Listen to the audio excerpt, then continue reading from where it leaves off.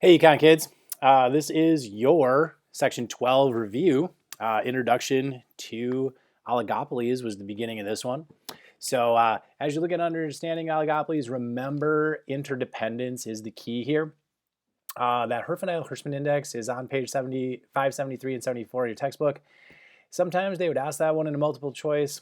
Not seeing it in this format that we have, but interdependence, I could see that as an option.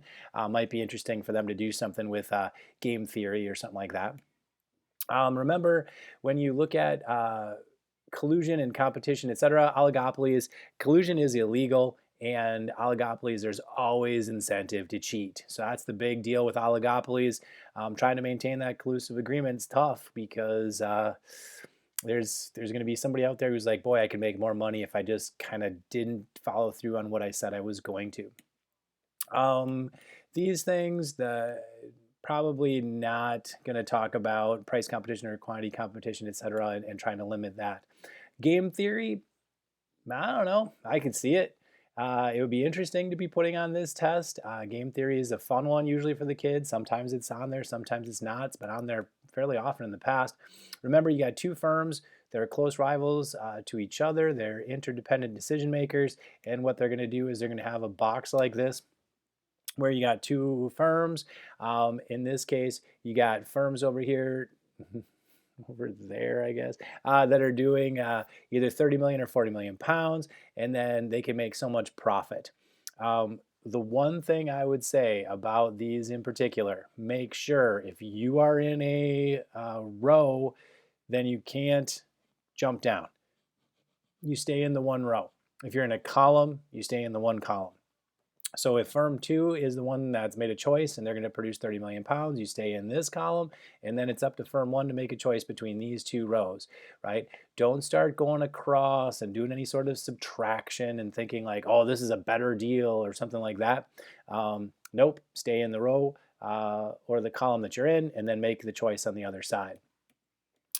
That's your payoff matrix. Dominant strategy is when you are doing whatever it is, regardless of what the other person's doing.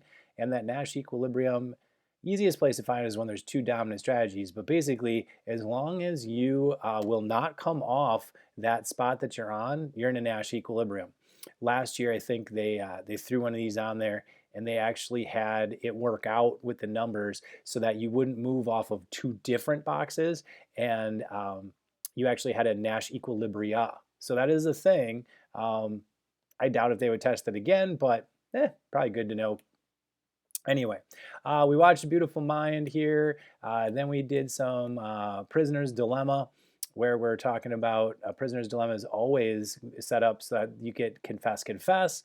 So you can look at that again. Remember, if you have repeated interaction, right? Typically, this strategic behavior, it'll be a tit for tat strategy where I'm going to do something to you, you're going to do whatever I did back. So if I'm nice to you, you're nice back. If I'm mean to you, you're mean back. That's typically how it goes. We played a little game with that Serendip where they were doing this, where it was on coins and it was a compete or cooperate type game. Fun to play, but at the same time, that's what that is, right? Repeated interaction. It's never just, it's very rarely anyway, a one-time, hey, we got them deal. It's going to be, you're the one of two firms in an area and you're constantly going to be going against each other. So sometimes it's better to cooperate than to compete. Tacit collusion, again, is that cooperation where you're going to have like a handshake deal on it. Overt collusion is out in the open, you signed a contract or something. Both illegal. Overt's pretty easy to prove. Tacit, not so much. Oligopoly in practice. We do have things in place that prevent oligopolies from having too much power. Sherman Act in terms of antitrust, etc. It's preventing that overt collusion. Here we talked about different things that kind of prevent tacit collusion, the gentleman agreement stuff from happening. And probably the most recent bargaining power of buyers. Because the internet now is so prevalent, when people even go into a car dealership, before it used to be where the car dealership kind of had you maybe. Now everybody can do so much research that you kind of walk in there, you have a price. A lot of car dealerships even have now just no haggle pricing. They're just like, you know what, this is the price you're paying, because people have so much information. So when buyers have some bargaining power, it can come in there. There might be, it's tough to kind of maybe keep those tacit collusion agreements because the person who's shopping has some power. Other ways that you can see this applied, different products are differentiated, so you can kind of convince somebody that their product is different or better somehow. Sometimes you'll see a price leader where a big company will go out there, throw up a price, and then everybody else kind of matches that price. And then, of course, any sort of non-price competition, a warranty, a rewards program, anything where you get enough punch cards or something and something good happens to you, that's where you have some sort of like tacit collusion is interesting. Like you can't really keep that. You're not really keeping that price up there if you offer then a punch card for a free sub at the end. Because it's really not the same price then, because you're going to get something free after you buy 5 or 10 or whatever it is. It is prevalent in the real world. Tough part is it's difficult to model. Like if you get into above a 101 class, you can model oligopolies, but usually we just do something like game theory because it's a kind of a fun thing, and you can also see what decision making and how it looks between just two parties. Then we went to introduction to your monopolistic competitions, also in this section. Remember, it has characteristics with a monopoly and it has characteristics with perfect competition. If I was going to ask a question, I would ask something about monopolistic competition because it's a super easy written out answer where you could compare it to both. You could compare it to how it works when it's a perfectly competitive market and why a monopolistic competition situation is different, or how does it compare to a monopoly, and then how is it different? So I think this would be a good question for the AP people to put on a test where there's not a lot of graphing but kind of a description as to the comparison between. Monopolistic competition in the short run, you can see it's graphed just like a monopoly. We're still going to go to where MC equals MR, go up, get our price, and then we're going to come down and get our profit box. The difference is, as people see a profit happening, we're going to see more people enter the market, and there's no barriers to entry here. So somebody's going to come up with a logo, throw it on whatever it is that you're making, and then all of a sudden there's a new product. These demanders out here will say, I'm going to go try the other one, and your demanders will be less, and then you're going to get something maybe that looks like this. Here we have a loss, like my demanders have left the market to the point where I'm stuck here. I'm still going where MC equals MR, coming up, getting my price, but now I'm going to, or coming up and getting my price here, I should say, where my demand line is, and then I'm going to come up and get my costs and realize, oh no, my costs are higher than my revenue here, and I'm going to have a little bit of a loss. What you will see eventually happen is it'll all sort things out, and in the long run, because of entry and exit, you're going to end up with normal profit. So MC equals MR, come up to my price, and then it's going to be hitting right on that down slope of my ATC. Remember, in this case, you want to label this your long run ATC because everybody's come in and come out, and now you're at this down slope.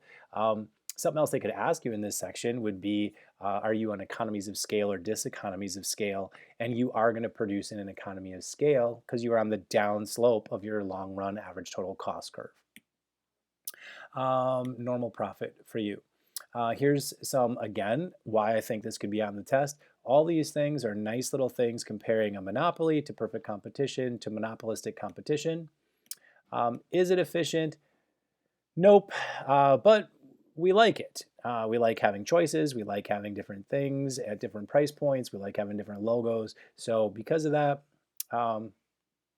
we let it exist. Advertising, we can differentiate our products. Sometimes we do this, and for the most part, economists will say advertising is not worth it. It's just costing more, right? Jacking that price up for whatever reason, for no reason basically, right? Because all we're really doing is charging more to cover our advertising costs, and the product's basically the same thing. But people, man, they do not believe it, right? Go tell that person driving their Lexus that that's really a Toyota, and they'll be like, "Oh no, it isn't." So because of that, um, people just feel like they need to buy that more expensive good, whatever it might be, even though it's basically the same as everything else. Style and type is one, location is another, and quality is a third. Sometimes people feel like, oh, I paid more for this, it's high quality.